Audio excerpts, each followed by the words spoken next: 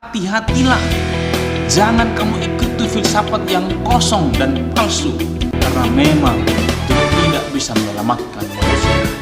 Halo, salam jumpa kembali dengan saya. Dalam video kali ini, seperti janji saya pada video yang ketiga, kita akan membahas mengenai solusi dari masalah-masalah manusia. Dan hari ini kita fokus membahas tentang 5 usaha manusia yang gagal. 5 usaha manusia ini sesungguhnya merupakan upaya manusia oleh karena manusia sudah tidak nyaman atau sudah frustasi dengan masalah-masalah yang dialami, baik itu 3 masalah fundamental dan juga 6 masalah kehidupan. Lalu bagaimana usaha-usaha manusia ini? Mari kita simak video ini selanjutnya untuk melihat apakah usaha-usaha manusia ini berhasil. Pertama adalah agama. Agama berasal dari bahasa Sanskerta yang terdiri dari 2 suku kata. Yang pertama gama yang artinya kacau, dan a yang artinya tidak. Jadi kalau digabung artinya tidak kacau. Nah, dari pengertian ini sesungguhnya kita bisa melihat bahwa tujuan agama sesungguhnya untuk mengatur kehidupan moral, kehidupan sosial orang agar tidak kacau dalam bermasyarakat. Mari kita lihat apa kata Tuhan Yesus tentang kehidupan orang yang beragama dalam Alkitab.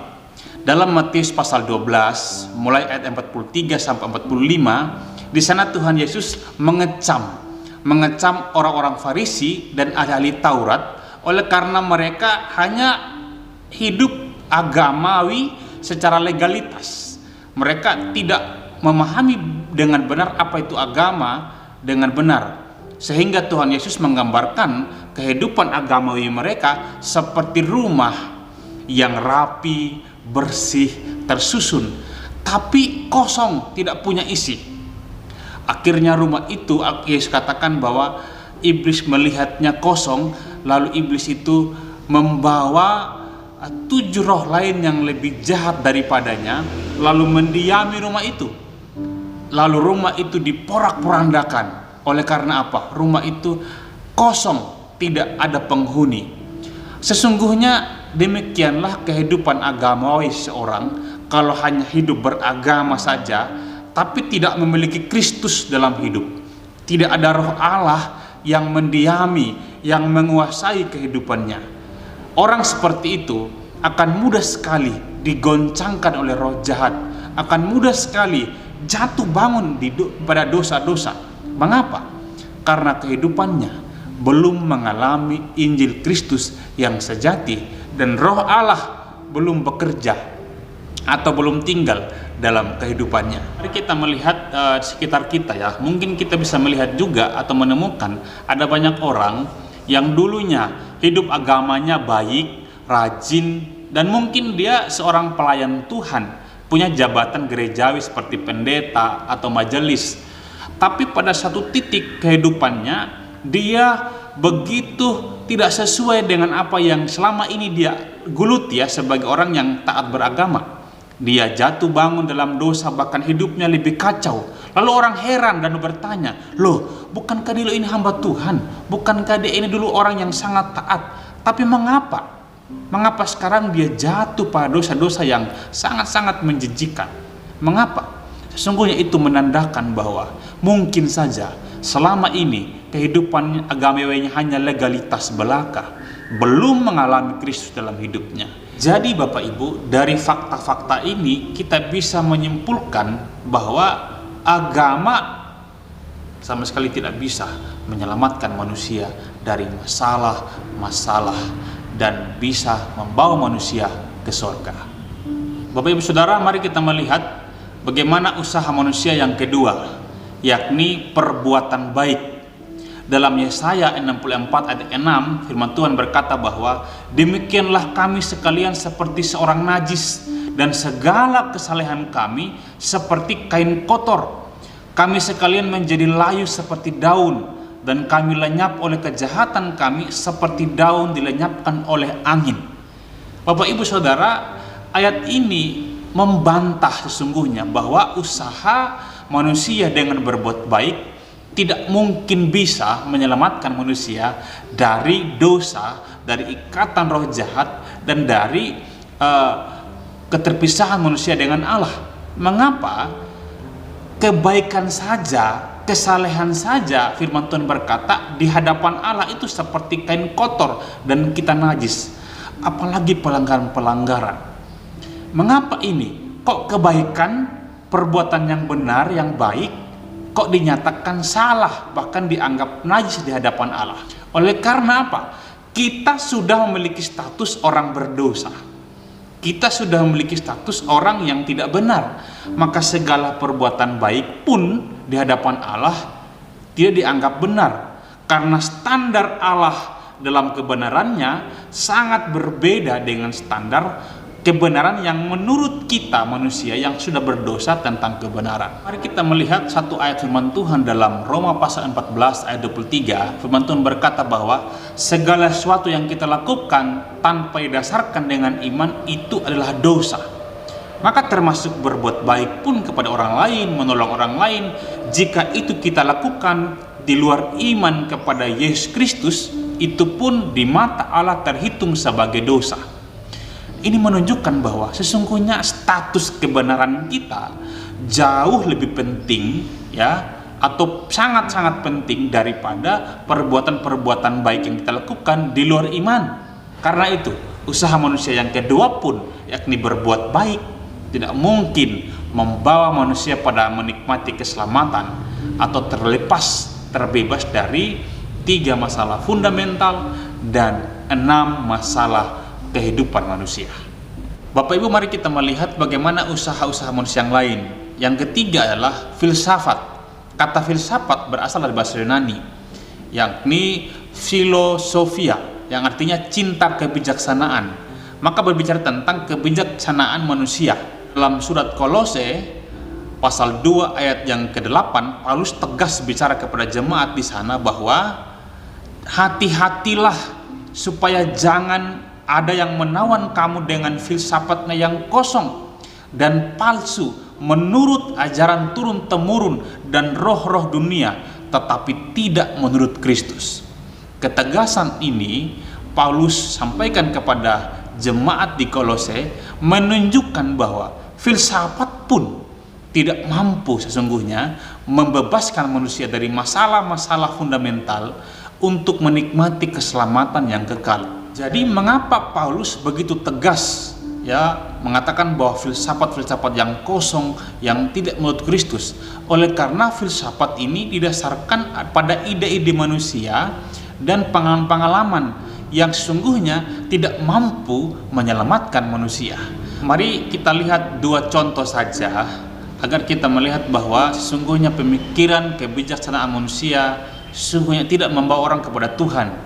Yang pertama adalah Friedrich Nietzsche, seorang yang sangat pemikir yang luar biasa, menghasilkan banyak karya. Tetapi Friedrich Nietzsche pun dia berkata bahwa God is dead, Allah sudah mati, menunjukkan bahwa dia pun tidak percaya adanya Allah dalam kehidupannya. Yang kedua, Stephen Hawking, dia seorang pemikir yang luar biasa, seorang ahli fisika yang luar biasa juga. Dan dia juga berkata bahwa kita tidak butuh Tuhan untuk memahami isi dunia ini. Dan dia pun seorang yang tidak mengenal Injil dalam kehidupannya. Jadi dari sini kita bisa melihat bahwa itulah sebabnya Paulus berkata bahwa hati-hatilah, jangan kamu ikuti filsafat yang kosong dan palsu. Mengapa? Karena memang itu tidak bisa menyelamatkan manusia. Bapak Ibu Saudara, usaha manusia yang gagal yang keempat adalah hukum Taurat. Hukum Taurat ini tentu berkaitan erat dengan orang-orang Yahudi. Dalam Alkitab kita dijelaskan bahwa hukum Taurat itu merupakan ajaran pegangan orang-orang Yahudi pada waktu itu, bahkan sampai sekarang. Dan mereka begitu taat menjalaninya, berjuang untuk melakukan semua apa yang dikatakan dalam hukum Taurat. Rasul Paulus dalam Roma pasal yang ketiga ayat yang ke-20, firman Tuhan berkata, sebab tidak seorang pun yang dapat dibenarkan di hadapan Allah oleh karena melakukan hukum Taurat, Karena justru oleh hukum Taurat orang mengenal dosa. Ayat ini menunjukkan bahwa sesungguhnya usaha untuk mentaati hukum Taurat pun tidak bisa dibenarkan atau tidak bisa membawa orang pada keselamatan. Paulus adalah seorang Yahudi yang taat akan hukum-hukum Taurat. Dia seorang Farisi. Bahkan dia menyatakan diri bahwa dia disunat pada hari yang ke-8. Dia juga orang Ibrani asli. Dalam mentaati hukum Taurat dia tidak bercacat. Tetapi dalam Filipi pasal yang ketiga, mulai ayat 6, 7, dan 8, Paulus menjelaskan bahwa sesungguhnya semua yang dia banggakan ini merupakan kerugian. Bahkan dia menganggapnya itu sampah. Mengapa? Karena Paulus benar-benar sadar bahwa keselamatan hanya ada pada Yesus Kristus, dan dia tidak temukan itu ketika dia menjalani atau berusaha taat kepada hukum Taurat yang ia pegang selama ini. Memang hukum Taurat relevan bagi kita karena hukum Taurat merupakan penuntun, petunjuk arah kehidupan kita sampai kita menemukan Yesus Kristus dalam kehidupan kita. Jadi mentaati hukum Taurat pun merupakan usaha. Karena itu pun ini tidak berhasil untuk menyelamatkan manusia. Bapak Ibu Saudara, mari kita melihat usaha yang kelima yang gagal yang dilakukan oleh manusia. Mari melihat percakapan Tuhan Yesus dengan para muridnya dalam Matius pasal yang ke-12 ayat yang ke-13 sampai yang ke-15. Di sana Tuhan Yesus bertanya kepada mereka mengenai pendapat orang atau pengenalan orang lain di sekitar mereka tentang siapa Yesus. Dan yang mengherankan adalah ada 3 jenis jawaban yang didapat oleh Tuhan Yesus. Yang pertama, ada yang menganggap bahwa Yesus itulah Yohanes Pembaptis. Ada juga yang menganggapnya sebagai Elia. Bahkan ada yang menganggapnya sebagai Yeremia atau para nabi. Nah, semua jawaban-jawaban ini merupakan jawaban-jawaban yang salah, yang tidak berdasar dan tidak mengenal siapa Yesus sesungguhnya. Karena Yesus adalah sesungguhnya dialah Mesias yang dijanjikan dalam perjanjian lama untuk datang menebus manusia. Dan itulah yang disebutkan oleh Simon Petrus pada ayat yang ke-16 bahwa engkau adalah Mesias, anak Allah yang hidup. Artinya Yesus adalah Kristus, anak Allah yang hidup. Bapak Ibu, mari kita melihat apa kata Paulus tentang Injil yang lain ya. Dalam Galatia pasal yang pertama ayat yang ke-6, Paulus dengan tegas berkata bahwa aku heran bahwa kamu begitu lekas berbalik dari Dia yang oleh kasih karunia Kristus telah memanggil kamu dan mengikuti suatu Injil yang lain.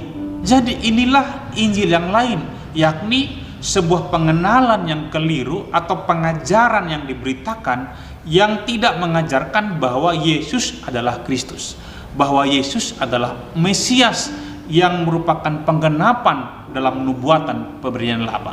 Jadi apapun pengajaran yang tidak mengajarkan bahwa Yesus adalah Kristus anak Allah yang hidup, bahwa hanya dialah jalan keselamatan oleh karena anugerah Allah melalui iman, semua itu dapat dikatakan Injil yang lain yang dikatakan oleh Paulus, dan itu jelas tidak membawa pada keselamatan. Bapak Ibu Saudara, ada beberapa pengajaran yang termasuk Injil yang lain dan sangat digemari banyak orang, padahal itu salah, tidak menyelamatkan. Yang pertama, Injil psikologis.